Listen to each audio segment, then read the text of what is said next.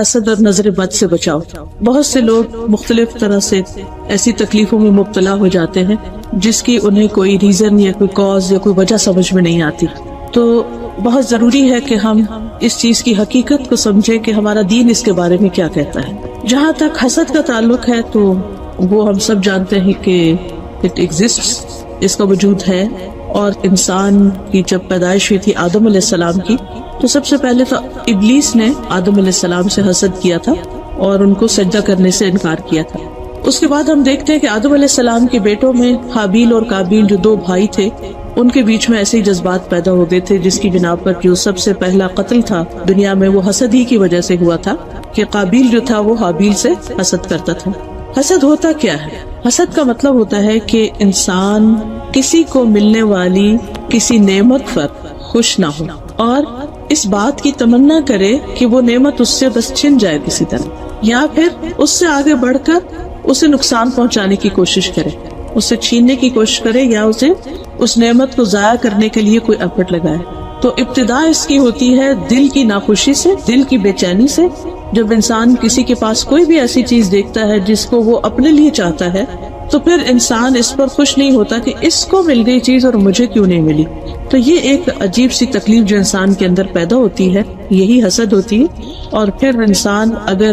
یہ چاہے کہ دوسرے کو جو چیز ملی ہے وہ اس سے ختم ہو جائے، فنا ہو جائے، زوال ہو جائے اس کا، تو یہ اس سے اگلا درجہ ہے. اور پھر اگر اس کی خواہش سے بڑھ کر یا دل کے خیال سوچ سے بڑھ کر وہ ایکشن میں آ جاتی ہے تو اس سے بھی بڑا ظلم ہے اور اس سے بھی شدید قسم کا حسد ہے. اور یہ حسد جو ہے کبھی کسی کی دولت پر ہوتا ہے، کبھی کسی کی اولاد کی وجہ سے ہوتا ہے، کبھی کسی کے عہدے کی وجہ سے، کبھی کسی کے بزنس کی وجہ سے، کبھی کسی کے علم پر، اور کبھی کسی بھی اور ملنے والی نعمت پر عام طور پر انسان کو حسد واقع ہوتا ہے. ہر انسان کے اندر کسی نہ کسی درجے میں ایسے جذبات ضرور پائے جاتے ہیں، یعنی حسد کے جذبات جو کہ منفی جذبات ہیں. اور یہ انسان کے اندر جیسے غصے کا جذبات ہوتے ہیں یا حسد کے ہیں یا نفرت کے ہیں، تو یہ رکھے کیوں گئے ہیں؟ بنیادی طور پر یہ انسان کے امتحان کے لیے ہوتے ہیں. انسان کا ایک ٹیسٹ ہوتا ہے کہ اس موقع پر آیا انسان اپنے آپ کو کنٹرول کر سکتا ہے یا نہیں، اپنی نیگیٹیوٹی کو پازیٹیوٹی میں بدل سکتا ہے یا نہیں. اور جو بدل لیتا ہے وہ کامیاب ہو جاتا ہے. اسی لیے قرآن مجید میں آتا ہے نا، قد افلح من تزکا، وہ کامیاب ہو گیا جس نے اپنے آپ کو پاک کر لیا، یعنی اپنے دل کو، اپنے خیالات کو، اپنے جذبات کو منفی رجحانات سے، ٹرینڈ سے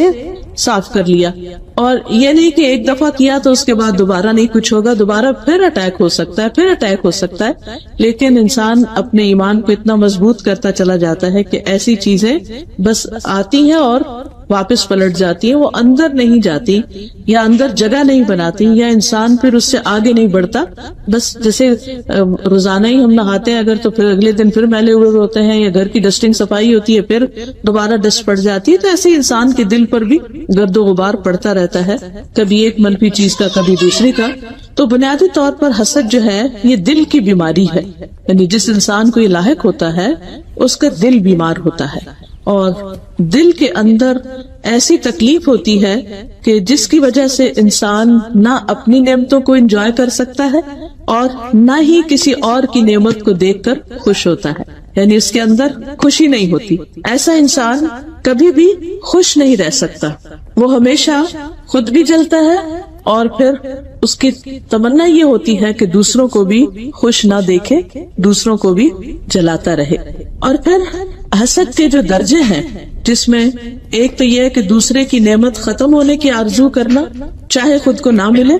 دوسرے یہ ہے کہ دوسرے کی نعمت ختم ہونے کی آرزو کرنا اور اس چیز کو خود حاصل کرنے کی، یعنی یہ چیز اس سے نکل جائے اور مجھے مل جائے. جیسے بنی اسرائیل میں جب جادو کا بہت رجحان ہوا تھا تو وہ کس چیز کے لیے استعمال ہو رہا تھا؟ جیسے سورۃ البقرہ کے شروع میں یہ آتا ہے پہلے ہی پارے میں کہ وَاتَّبَعُوا مَا تَتْلُو الشَّيَاطِينُ عَلَى مُلْكِ سُلَيْمَانَ وَمَا كَفَرَ سُلَيْمَانُ وَلَكِنَّ الشَّيَاطِينَ كَفَرُوا يُعَلِّمُونَ النَّاسَ السِّحْرَ، کہ شیاطین جو تھے وہ لوگوں کو جادو سکھاتے تھے. اور پھر لوگ جو تھے وہ وما انزل علی الملکین ببابل ہاروت و ماروت، اور بابل کے شہر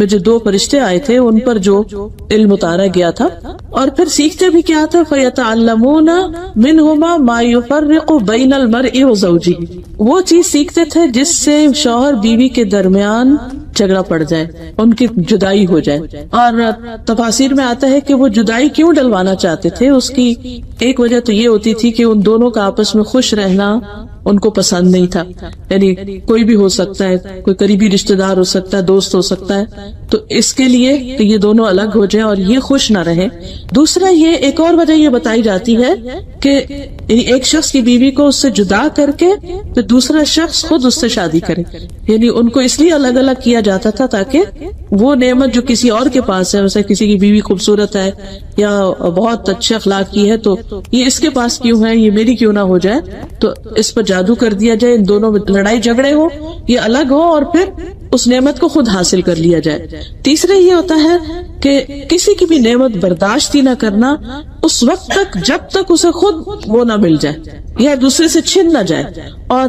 چوتھی بات یہ ہے کہ دوسرے جیسی نعمت چاہنا جبکہ یہ تمنا نہ ہو کہ دوسرے سے چھنے. اب بس ٹھیک ہے اس کے پاس بھی ہے لیکن میرے پاس کیوں نہیں، مجھے ملنی چاہیے. اب ان سب چیزوں میں یہ ساری قسمیں جو ہے یہ قابل مذمت ہے، پسندیدہ نہیں ہے. لیکن ان میں سے ایک قسم جس کو رشک کہا جاتا ہے وہ جذبہ ہوتا ہے کہ جب انسان کسی کے پاس علم دیکھتا ہے، خاص طور پر دین کا علم دیکھتا ہے، اور پھر وہ شخص اس پر عمل بھی کرتا ہے اور دوسروں کو بھی سکھاتا ہے، تو انسان یہ تمنا کرے کہ میرے پاس بھی یہ کوالٹی ہو یا مجھے بھی یہ نعمت ملے، تو اس کی اجازت ہے. یا پھر کسی کے پاس مال ہے اور وہ شخص اللہ کے راستے میں خوب خرچ کر رہا ہے، دائیں بائیں آگے پیچھے دن رات کو خرچ کرتا ہے، تو اس کو دیکھ کے چاہتا ہے کہ میرے پاس بھی مال ہو اور میں بھی اس کی طرح ایسے ہی نیکی اور خیر کے کاموں میں خرچ کروں. تو یہ جذبہ جو ہے اس کی بہرحال اجازت ہے اور یہ پسندیدہ ہے. پھر اسی طرح حسد کے جو اسباب ہیں ان میں سے ایک سبب دشمنی بھی ہوتا ہے، نفرت ہوتا ہے کہ جس کے ساتھ کوئی دشمنی چل رہی ہو، کوئی خاندانی دشمنی ہو یا ویسے ہی ذاتی ہو یا کچھ، تو اس صورت میں انسان کا دل جو ہے وہ کسی کی خوشی کو برداشت نہیں کر سکتا. اور اس میں قابیل کی مثال آتی ہے کہ ان 2 بھائیوں کے درمیان ایک طرح سے دشمنی تھی. دشمنی کیا ہوئی، اس کے بھی وجوہات بتائی جاتی ہے. ایک وجہ یہ کہ وہ دونوں ایک لڑکی سے شادی کرنا چاہتے تھے جبکہ حق ایک کا تھا اور دوسرے کا نہیں تھا، تو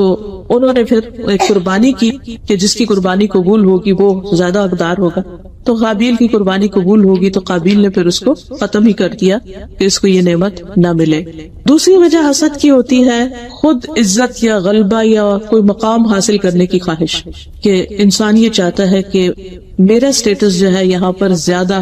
ہائی ہو. مثلا خاندانوں میں عموماً یہ ہوتا ہے کہ اگر ایک بہو آئی ہے تو اس کی بہت آؤ بھگت ہے، وہی کرتا دھرتا ہے، سارے اس کی طرف توجہ کرتے ہیں. پھر کچھ عرصے کے بعد دوسرے بھائی کی شادی ہوتی ہے، دوسری دیورانی یا جیٹھانی جو بھی آ جاتی ہے، تو اب وہ اپنے اخلاق یا اپنے قابلیت کی بنا پر اگر ہر ایک کی ہر دل عزیز ہونے لگتے تو جو پہلا شخص ہے اس سے یہ بات برداشت نہیں ہوتی اور پھر نئے آنے والے کے خلاف وہ کچھ نہ کچھ کرتا رہتا ہے. اور اگر اور کچھ نہیں تو کم از کم دل میں وہ ایک گرج سا یا بغض سا یا ایک عداوت سی ضرور پال لیتا ہے. اور اس کی بنیادی وجہ یہ ہوتی ہے کہ انسان کے اندر جو یہ خواہش ہے کہ میں بڑا بن کے رہوں. آپ دیکھیے کہ حسد بھی ابلیس کی طرف سے اور یہ تکبر بھی دراصل ابلیس کی طرف سے. اور یہ ابلیس نے بھی سجدہ اس لیے نہیں کیا تھا کہ وہ چاہتا تھا کہ میری بڑائی ثابت ہو، یعنی مجھے بڑا مانا جائے. اس میں ہم عبداللہ بن ابی کی مثال دیکھتے ہیں کہ نبی صلی اللہ علیہ وسلم جب مدینہ میں گئے تو مدینہ والے جو کہ بہت عرصے سے آپس میں لڑائیاں کر کر کے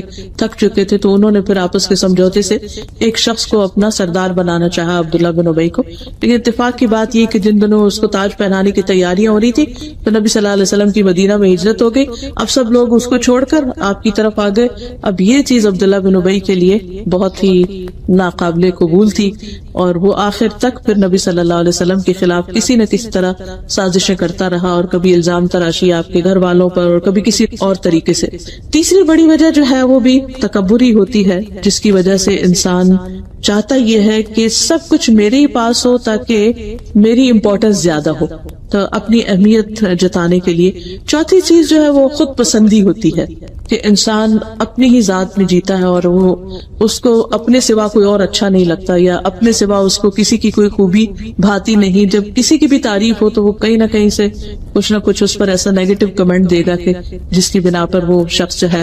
دوسروں کی نگاہ میں کمتر ہو جائے یا ذلیل ہو جائے. تو یہ چیز بھی انسان کے لیے بہت نقصان دہ ہے. اس میں ہم دیکھتے ہیں کہ بنی اسرائیل نے نبی صلی اللہ علیہ وسلم پر اس قسم کا حسد کیا تھا، یا مکہ والے، مکہ کے جو سردار تھے وہ نبی صلی اللہ علیہ وسلم پر ایمان نہیں رکھتے تھے، کیونکہ وہ اپنے آپ کو بڑی چیز سمجھتے اور اپنے آپ کو زیادہ قابل یا اہل سمجھتے تھے، اور کہتے تھے کہ انؤمن لبشرین مثلنا یا ما انتم الا بشر مثلنا، تم ہمارے جیسے انسان ہو. جیسے سورۃ یاسین میں بھی آتا ہے، وہ پیغمبروں کو اسی وجہ سے جھٹلایا. اسی طرح نبی صلی اللہ علیہ وسلم کو بھی اسی وجہ سے ان کا انکار کیا گیا. پھر اسی طرح یہ ہے کہ بعض اوقات انسان کو یہ ڈر اور یہ خوف، یہ انسیکیورٹی ہوتی ہے. ایک اور وجہ انسیکیور فیل کرنا کہ اگر کسی اور کو زیادہ امپورٹنس مل گئی، یا کسی اور کو دولت زیادہ مل گئی، یا کسی اور کو عہدہ زیادہ مل گیا، تو پھر میں اپنے وہ سب کام نہیں کر سکوں گا، یا میرے جو مقاصد ہیں وہ پورے نہیں ہو سکیں گے، یا جو میں اچیو کرنا چاہتا ہوں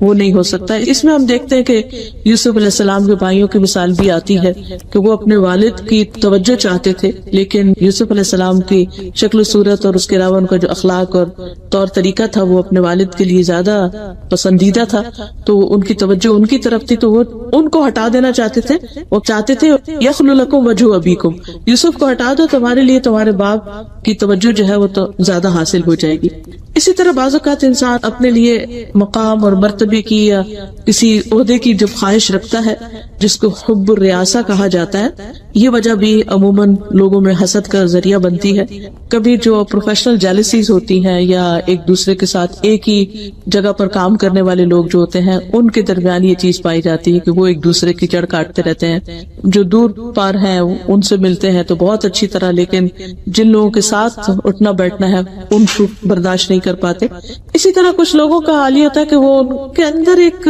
شح یا دل کی تنگی یا ایک نفس کی خباثت ہوتی ہے، انتہا درجے کے جالس طبیعت کے ہوتے ہیں کہ وہ کہیں کسی کے ساتھ کچھ بھی نہیں دیکھ سکتے. یہ نہیں کہ کوئی اپنا ساتھی ہے، کچھ کہیں بھی کسی کی کوئی نعمت دیکھیں گے تو وہ ان کو پسند نہیں آئے گی. اور حسد جو ہے یہ اصل میں ایک خیال کی شکل میں ہوتی ہے، یعنی انسان